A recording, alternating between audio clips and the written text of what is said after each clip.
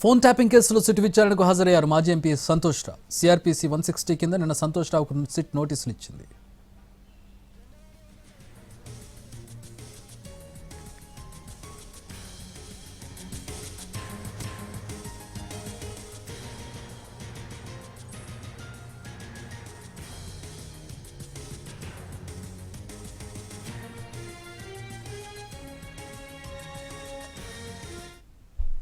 Tapping కేసులో మాజీ MP Joginpally Santosh SIT నోటీసులు ఇవ్వడానికి కేటీఆర్ తప్పుపట్టారు. అసలు బాధ్యులను వదిలేసి ప్రతిపక్ష నేతలపై విచారణలు రాజకీయ కక్ష సాధింపులో భాగమేనన్నారు. సిట్ విచారణ మొత్తం అటర్ ఫ్లాప్ టీవీ సీరియల్లా మారిందని ఎద్దేవా చేశారు. భారీ అవినీతి కుంభకోణాల నుంచి దృష్టి మళ్లించేందుకే సిట్ను ఆయుధంగా వాడుతున్నారని మండిపడ్డారు. మున్సిపల్ ఎన్నికల ముందు ప్రజల దృష్టి మళ్లించేందుకే డ్రామా అని కేటీఆర్ ఫైర్ అయ్యారు.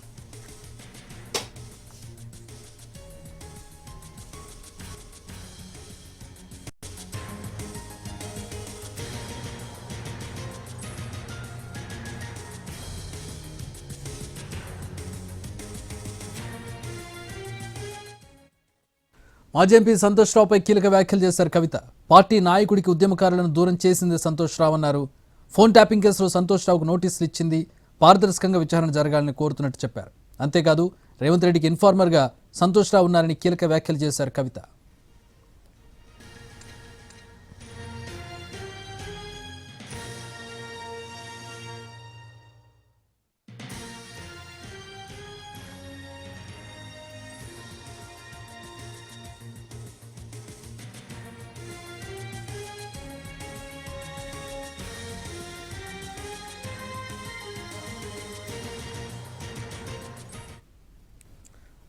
సంతోష్ రావు సిట్ విచారణకు హాజరయ్యారు. దీనికి సంబంధించి మరిన్ని వివరాలు మా ప్రతినిధి రాధాకృష్ణ అందిస్తారు. రాధాకృష్ణ,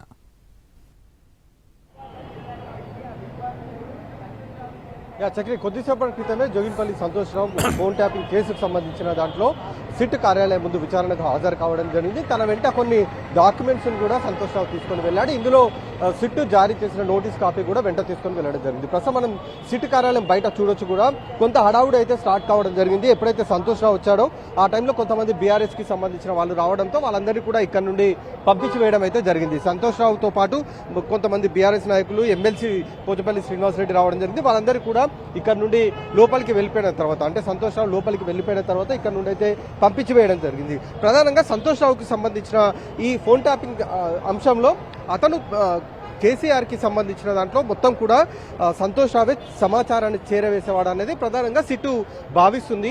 ఎందుకంటే గతంలో ప్రభాకర్ రావు అలాగే రాధాకిషన్ రావులని విచారించినప్పుడు ఇదే విషయాన్ని వాళ్ళు చెప్పినట్లుగా కూడా సిట్ చెప్తూ ఉంది. అందులో భాగంగానే ఫోన్ ట్యాపింగ్ సంబంధించిన దాంట్లో కొంత సమాచారాన్ని సంతోష్ రావు నుండి సేకరించాల్సి ఉంది. కాబట్టి దానికి సంబంధించిన విచారణకు హాజరు కావాలంటూ కూడా నోటీసుల్లో పేర్కొనడం జరిగింది. ఆ నోటీస్ కాపీని తీసుకుని సంతోష్ రావు ఇవాళ సిట్ కార్యాలయానికి అయితే వచ్చాడు. అయితే ఇప్పటి వరకు విచారణలో ఎవరైతే వచ్చిన వాళ్ళు ఉన్నారో, ఇటు హరీష్ రావు కావచ్చు, కేటీఆర్ కావచ్చు, గతంలో వచ్చిన ఇతర రాజకీయ నాయకులు కావచ్చు, వీళ్ళెవరు కూడా మధ్యాహ్నం 3 గంటలకు నోటీసులు కాపీ మాత్రం తీసుకోలేదు. అంటే నోటీసులు కాపీ తీసుకొని సిట్ కార్యాలయానికి రావలేదు. కానీ సంతోష్ రావును ఒక్కరిని మాత్రమే ఫోన్ ట్యాపింగ్ కేసులో సిట్టు మధ్యాహ్నం 3 గంటలకు విచారణకు రావాలని చెప్పడమే కొంత ప్రాధాన్యత సంతరించుకుందనేది చెప్పుకోవాలి. ఎందుకంటే అందరినీ కూడా ఉదయం 11 గంటలకే సిట్ కార్యాలయానికి విచారణకు రావాలంటూ పేర్కొన్న సిట్టు సంతోష్ రావుని ఒక్కరిని మాత్రమే మధ్యాహ్నం 3 గంటలకు సిట్టు ముందు విచారణకు రావాలంటూ నోటీసులో పేర్కొనడమే కొంత ప్రాధాన్యత ఉందని మనం చెప్పుకోవాలి. అలాగే ఫోన్ ట్యాపింగ్ కేసుకు సంబంధించిన దాంట్లో ఎస్ఐబికి సంబంధించి ప్రభాకర్ రావు ఇచ్చే సమాచారాన్ని మొత్తాన్ని కూడా కేసీఆర్ కి చేరవేయడంలో సంతోష్ రావుదే కీలక పాత్ర అనేది సిట్టు భావిస్తుంది.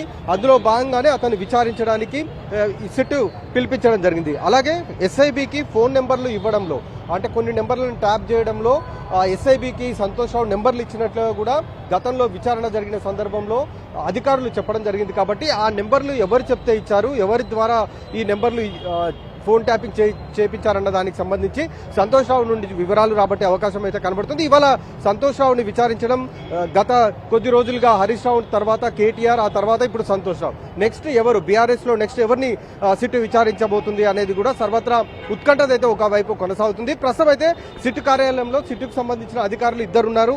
ఏసీపీతో పాటు మరొక సిట్ అధికారి ఉన్నారు. ఇద్దరు ప్రస్తుతం సంతోష్ రావుని విచారించే అవకాశం అయితే